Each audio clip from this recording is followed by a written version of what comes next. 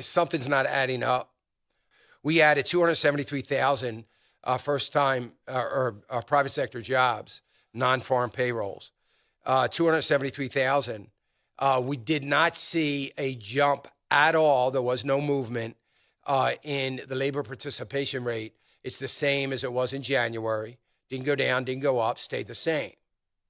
Now, something's wrong, because where are these people coming from that are getting these jobs? We're at full employment, and wait a minute. I keep saying we're at full employment.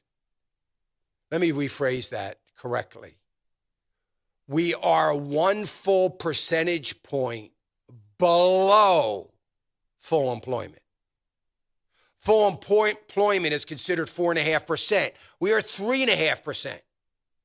And we have been for a very long time. So we're at below full employment for a very long time, which means everybody's got a job. Now, the only place that this can come from, and I haven't seen any numbers, and I'll try to look for them over the weekend. Maybe it's going to be young people. So it could be that age group from 16 to 22. Maybe it's in that, and maybe because a lot of that age group hasn't been counted, maybe first time getting a job.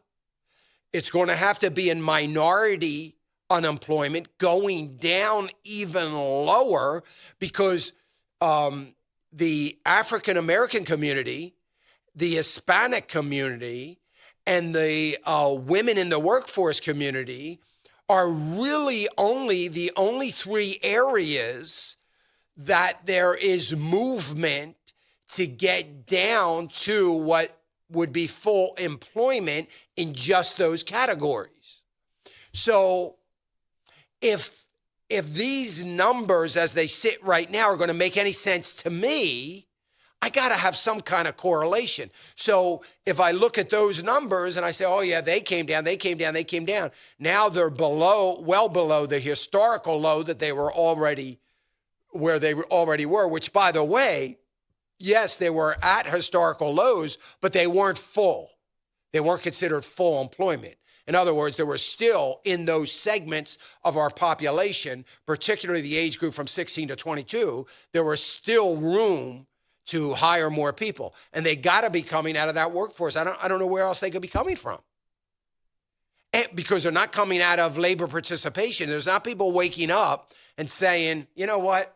I've been out of the workforce for 4 years. I retired or whatever. I'm coming back in. I mean, it's not coming from there, according to Bureau of Labor Statistics.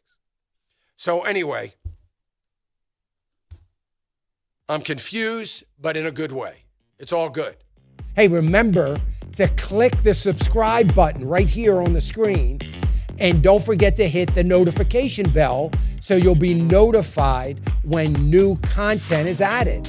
And more importantly than anything, you don't want to miss all 3 live hours of Financial Issues every day from 9 to noon. And you can watch it on FISM.tv. That's FISM.tv.